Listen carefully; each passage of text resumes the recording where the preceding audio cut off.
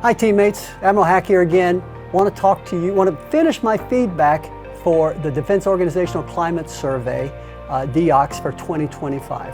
As you may recall, I released a long video that talked about overall view of what we got from feedback, but we felt that there was a requirement to talk about some real specifics, because some real important process improvements were brought up by you in the 2025 survey. So I want to address 4 specific questions that you brought up during the 2025 survey, especially as we prepare to go into the 2026 survey to provide you the same kind of feedback that I will provide you for that one. So, of the 4 questions, the first one, really important, and this was fed back to me also in my individual meetings with you, so we took a hard turn on this from a leadership perspective. The first question is, there seems to be a lack of accountability in senior leadership at Norfolk Naval Shipyard. GS 13 and above is what we're talking about here. I will tell you that's something we took a hard look at. Yes, there's a legitimate problem there, but I think the way it was handled was more quiet than it should have been, to make sure that people properly understood feedback, that all members of this shipyard from me down are to be held to the same level of accountability. But I will give you some statistics just to back up what I'm saying. So this year, there have been 24 cases of accountability actions taken against GS 13 and above at the shipyard. Of those, 10 of them met the expedited disciplinary process requirement. Again, not to go into too much of individual people's business, but of those 10, there were 2 removals, there was 1 letter of caution, and there was 1 letter of reprimand. And then, again, I'm not going to go into specifics about people's personal business, but recognize that there was a significant number of actions taken for accountability. Accountability at the shipyard is for all of us. And I just wanted to feed back to you that that is occurring here at the shipyard. The second question that you asked me was about internet speed around the shipyard. That is a legitimate concern. I understand that. It has been that way for a while. And again, we always seem to have a bigger demand than we have capacity for bandwidth with IP here at the shipyard.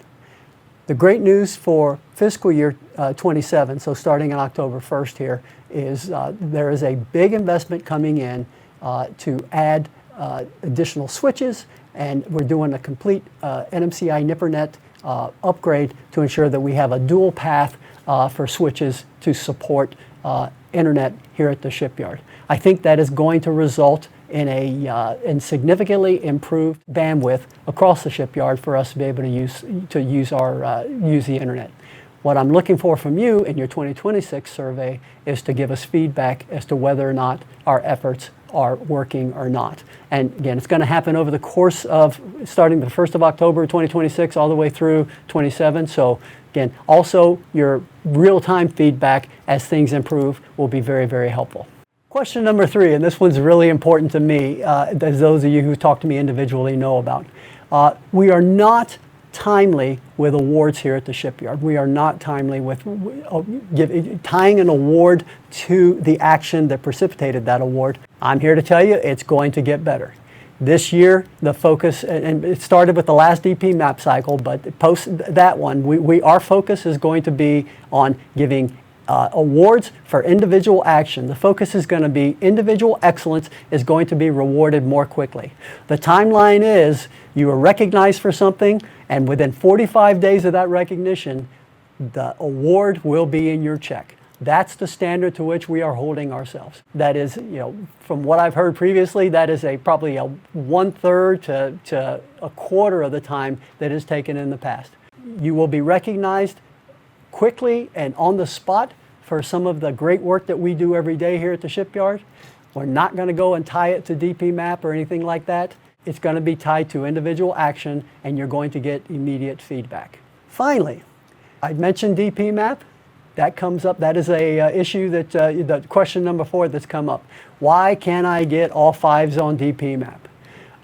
Then there's a variety of excuses given, and bosses have given a variety of excuses. The fact of the matter is, there is nothing keeping you from getting all 5s on your DP map.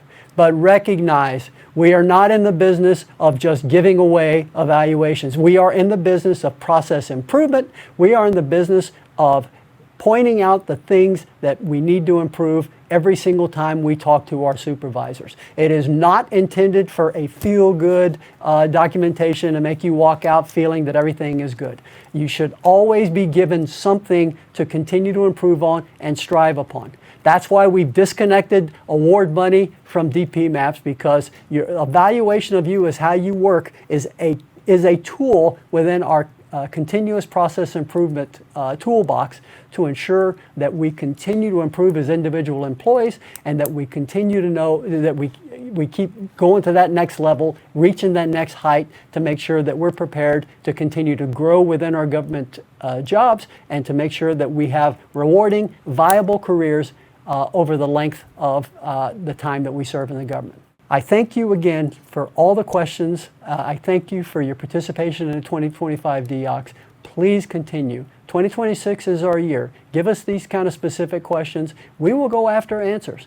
It may not necessarily be satisfying answers in some cases, but that's okay. Your voice must be heard. Thank you again for participating in DEOCS.